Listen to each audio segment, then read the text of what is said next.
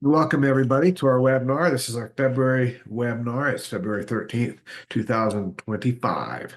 I'm Joe Kelly, your host, and I am the host and creator of Parenting Tweens and Teens 911 podcast and the organization Parenting Tweens and Teens 911. Tonight's webinar, going to get the difference between webinar and podcast. I guess they're essentially the same, but tonight's webinar is about communicating with your tween or teen.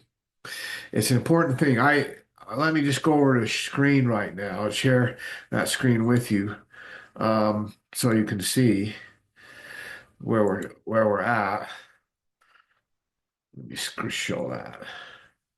So you can see that there's the beginning there. Okay, so I have started out at Fab 5 skills for parenting tweens and teens.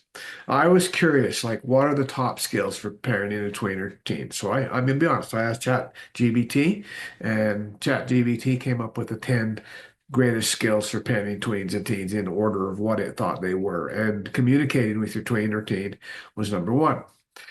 Every webinar I'm going to do for the next 10 months essentially is going to cover one of those skills. And I think they're all important. All 10 of them are important. We're going to start out with the first five.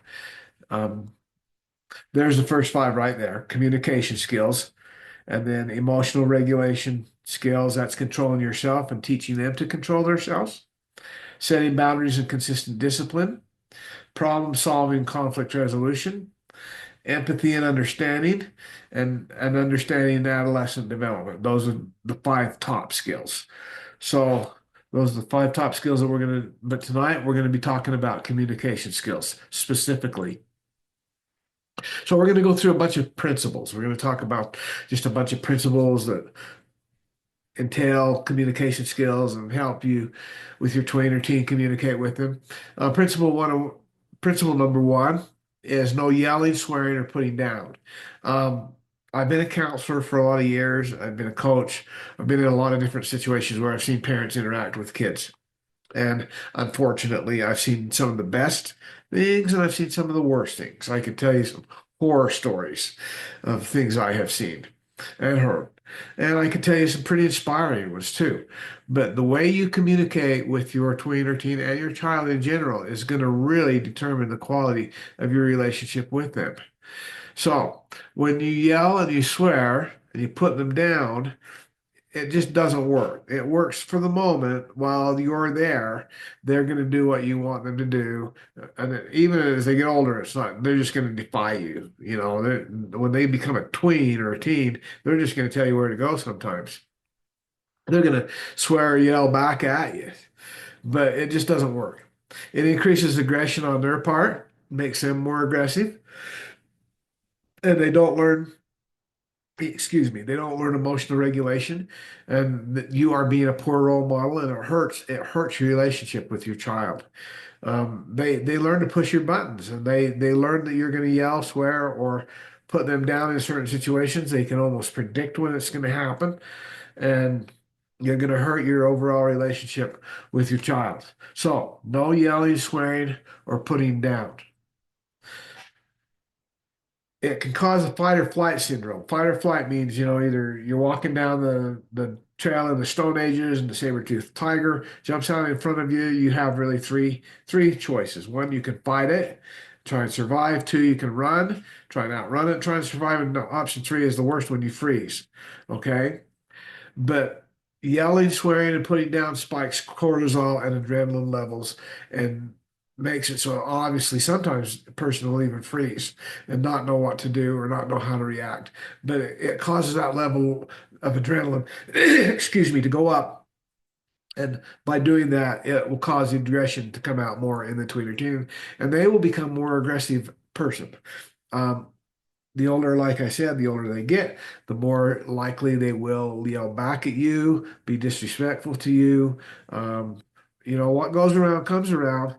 And if you're a yeller when they're young, they're going to be a yeller when you're old. So what comes around goes around. Teach them that yelling is the only is it by yelling at them teaches them that yelling is the only way to get somebody's attention. And we know that there's a lot of other ways to get somebody's attention. So be more self-aware if you're doing this. Um, realize that you're doing it. Maybe talk to your kids about it. Be open and say, "Hey, I know I'm a yeller. I know I've swore at you in the past. I'm sorry." I think kids like to see their parents be human.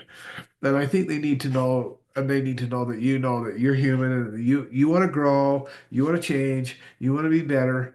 And so kids want to see that. So tell them, hey, I realize I swore at you. Realize I've yelled at you. I'm acknowledging that it's wrong.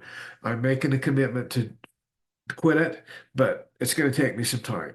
And, old habits die hard, and I'm going to fall into it. All I ask is maybe you just gently point it out or say, hey, Dad, you're yelling again, or something like that. But just know that it'll take time for you to quit yelling and swearing and putting your kids down. It's a pattern of behavior. And in my podcast number 2, I actually talk about this very thing and how it becomes a pattern of behavior and how you have to overcome that. So, principle 2, active listening. Give full attention. One thing I see a lot of is I see parents in their face with their phone, doing this. And the kid comes up and tries to talk to him. Parents on Facebook or Instagram, it's more important than their kid. Or, you just got to get that one little view in, and their kid's trying to talk to him. I got a story about a dad, and he's on his phone doing that thing, scrolling. And the boy comes up. It's a little boy. It's not a 20 or 10 minutes. A little boy. He keeps coming up and bothering the dad. Hey, Dad, I want to talk to you. Hey, Dad, I want to talk to you. Finally, the dad gets frustrated and has a magazine around, and it's laying there with the picture of the world on it, like a map of the world. And he tears that out and he cuts it up like into a puzzle, and he gives it to the kid and he says, go put this together. And when you have the world put together, when you have the puzzle put together, bring it to me and I'll talk to you. So surprisingly, 5 minutes later or so, the kid comes back and has the father of the world puzzle, which was pretty difficult. And the father was just, he couldn't believe it. He couldn't believe what happened. And he says, wow, how did you do that so fast? And the kid said, well, on the other side was a picture of the little boy. And when you put the little boy together, the world came together. That's pretty profound. When you put the little boy together, the world came together. You got to eliminate distractions by putting away your phones, turning off the TV, and focusing entirely on the person speaking, especially your tween or teen. They need to know that they come before any other thing, that they are more important than any other thing. Face it directly, make eye contact, and lean in slightly to show interest and engagement. And then you listen without interrupting, allowing the person to finish speaking without interjecting or offering solutions immediately. A lot of times when we listen to people, we're thinking what we're going to say when they're done. Don't do that. Listen to try and understand. Stephen R. Covey says, seek first to understand and then to be understood. So try and listen to understand. Resist the urge to jump in with your own opinions or advice until they fully express themselves. Try and learn exactly where they're coming from and what's going on. Oops. Let's see here. Sorry about that. Okay. Show understanding through nonverbal cues. Occasionally smile, nod, yes, yes. You're following along, you're tracking, you're making eye contact, not looking down, not looking at the phone, not looking up or looking over here or there. I think about it. Think about all the people you've ever talked about too. And you can think of a lot of examples of how people have you've tried to get them to listen and they're all over the place looking and that and you know how it feels. You know it feels bad. Okay. So your tween or teen, they come to you, they're trying to talk to you, and you're doing that thing. You know what kind of thing you're communicating to them. You're not worth it. I don't have time for you. Those are the things you're communicating to them, even if you don't mean to be communicating them to them. Okay, number 4, reflect and paraphrase. Summarize what you've heard in your own words, confirm your understanding. So, what I'm hearing from you is, and then repeating kind of or summarizing what they said in the last paragraph or so. I don't think you have to do this a lot personally. You don't want to become a parrot where you parrot everything they said back. You don't want to be that. But I think clarifying for understanding, asking them questions, asking them open-ended questions, those are all good ways to explore what they're feeling and what they're trying to talk to you about and what they're trying to tell you. Ask clarifying questions. If something is unclear, ask open-ended questions to explore more deeply. Can you tell me more about that? You know, clarifying helps avoid assumptions and encourages them to share additional details. Avoid judgment and react calmly.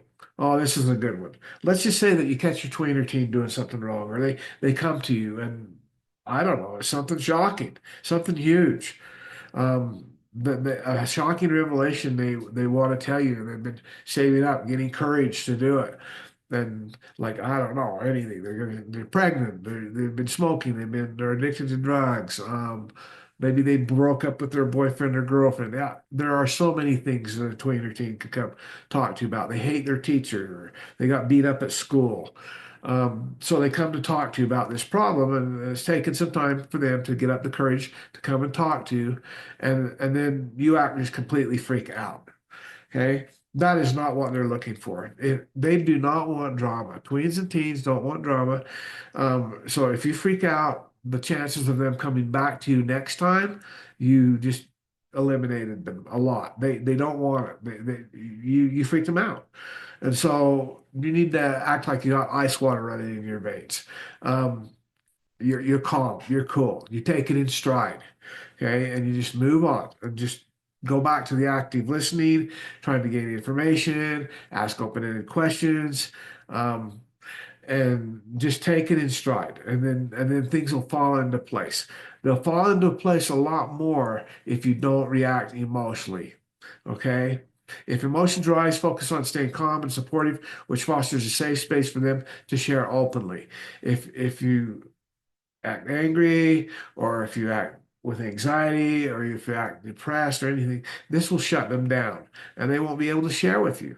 And you will miss out half or more of the conversation of what they're trying to tell you. Provide feedback thoughtfully.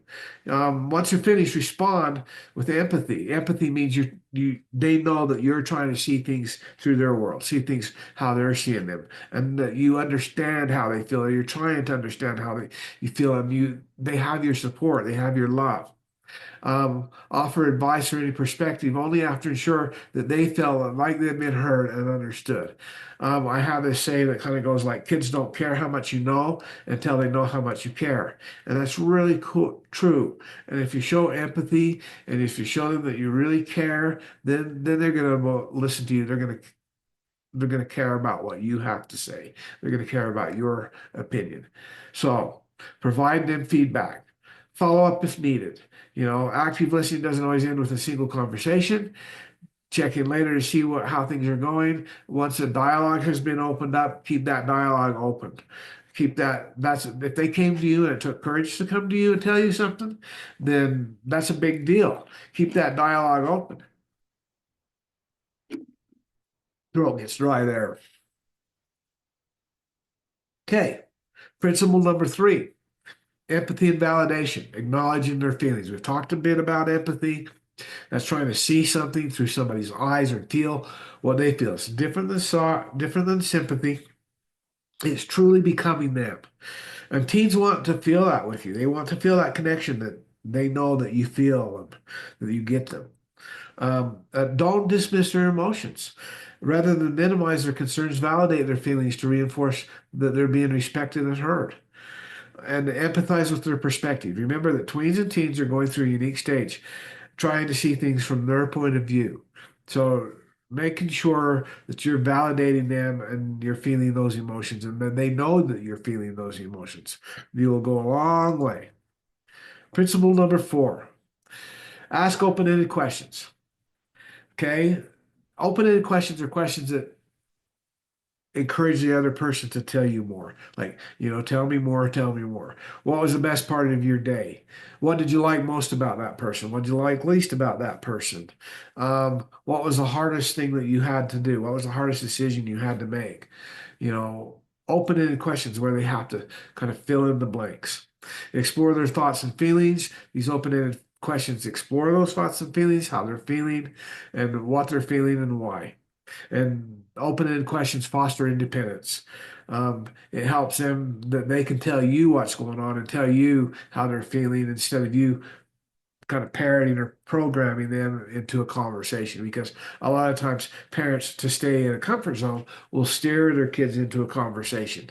And you don't want to do that. You don't want to steer your kids into a conversation. You want them to go out and talk about what they want to talk about. That way you can have a better relationship with them and find out what's really going on. Avoid judgment and criticism. So this is back to the freaking out, holding back on your reactions. You find out something, be careful. Be really careful. Choose your words carefully, offer constructive feedback, and be supportive. Believe me, whatever they've done, the consequences will come. And a lot of parents believe that consequences have got to happen.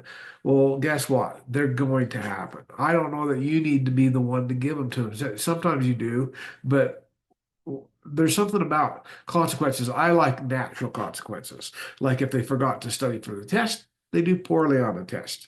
You know, if they forgot something, their uniform or whatever, they don't get to play in the game. You know, too many times parents rescue kids. We're always into rescuing our kids and not letting them have these natural consequences. If they have a consequence coming, they're going to suffer. And sometimes you don't need to be the one to deserve it. Have compassion. Be the one that's on their side.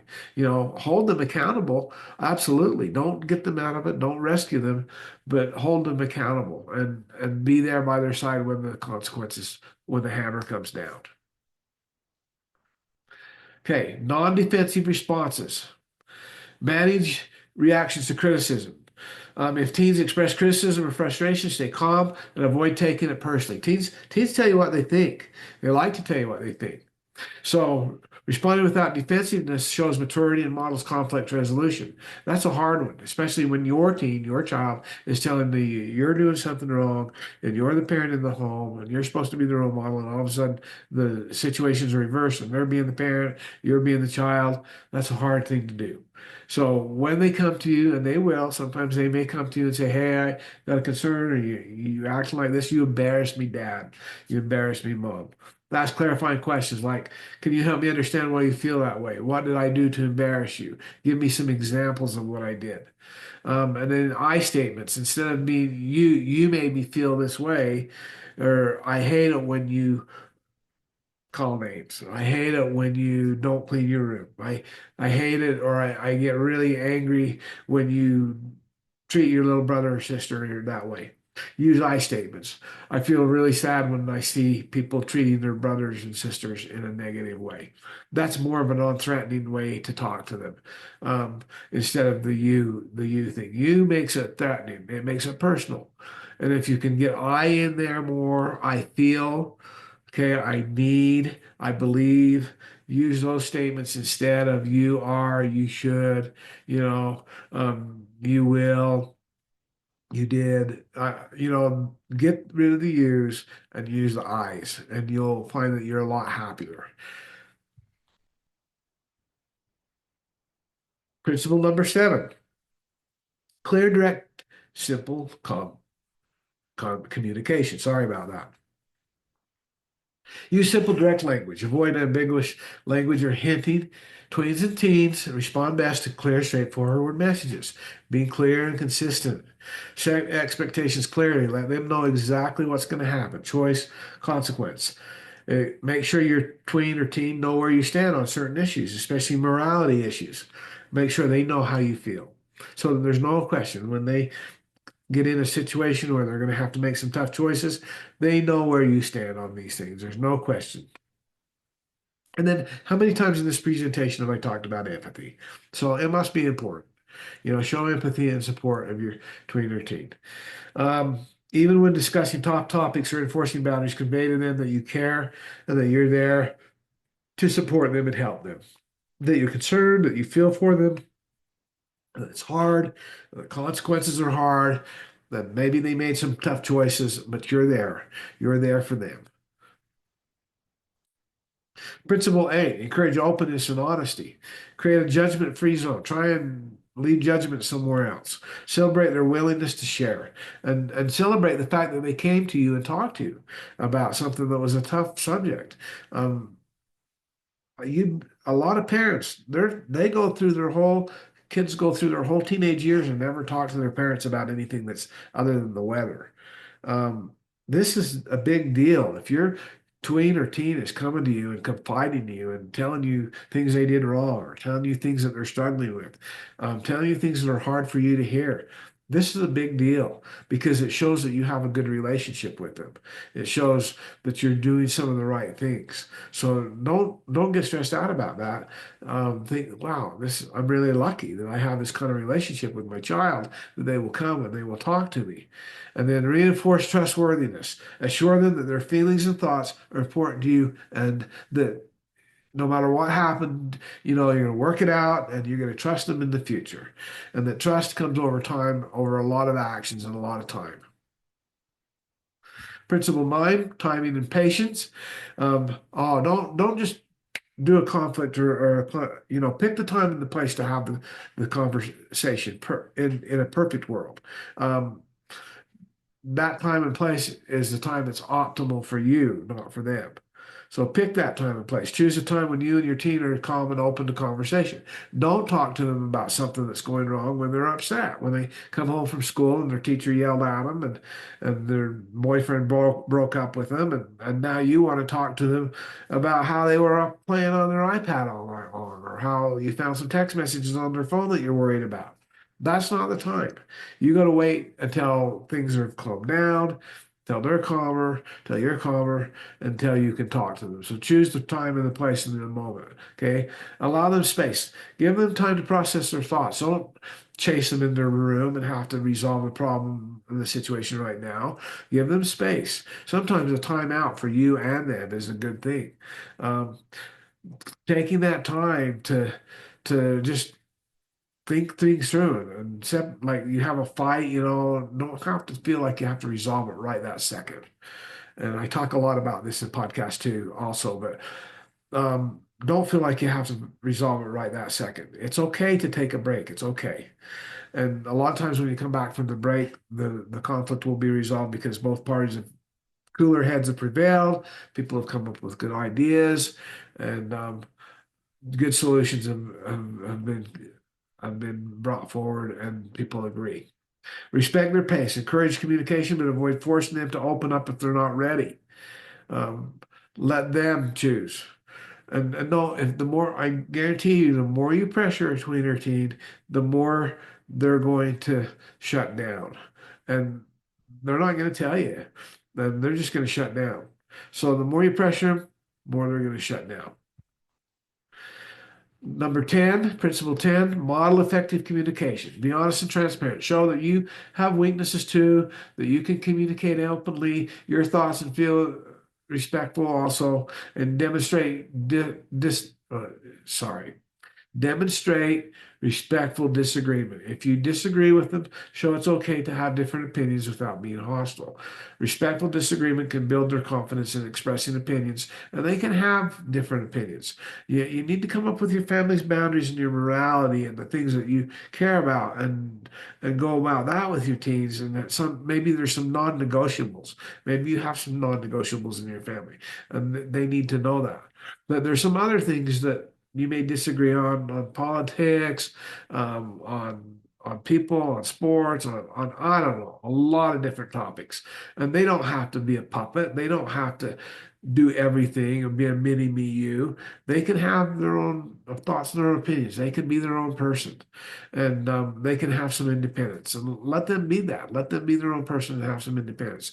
If they're a mini you, mini me, they're just gonna learn to be conformative their whole life and conform to the person that they care about. And they're not going to be able to express opinions and be able to be their own self. So don't let them do that. Be curious, not intrusive.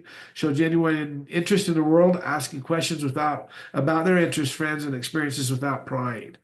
Talk to them what they want to talk about. Don't be careful about going into lecture mode and about preaching all the time. It's easy to do that, especially when you're a parent. It's easy to get into a situation where you're just lecturing them and telling them how it ought to be. Listen, just shut up and listen about what their days gone by, what's been doing, what their worries are. Just listen to them, and then when it comes time to really talk about serious stuff, they're going to be there, and they're going to be happy to share with you if you've been listening to them in the past. That's our webinar for today. Um, my contact information is right there, Pathfinder for Life Coaching at gmail.com. That's the way to get a hold of me. My website, I have two websites, tweens911.com, which is a great website. It's got a lot of resources on it. It's got a lot of articles. You can sign up for free coaching sessions there, where you can get two free gifted coaching sessions with me. Also on PathfinderLifeCoaching.com, you can sign up for free gifted coaching sessions.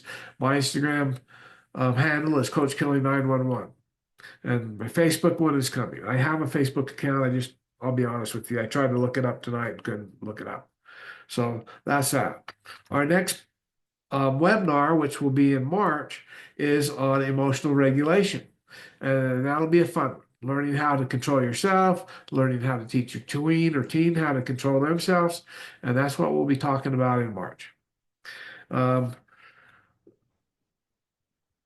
I plan on having a free webinar every month. And so just plan on attending these, and hopefully you can gain something from it. I'll post them on YouTube so people can go back and watch them and gain something from it. Thank you. I'm Joe Kelly. I was your host today. Thank you, and have a great evening.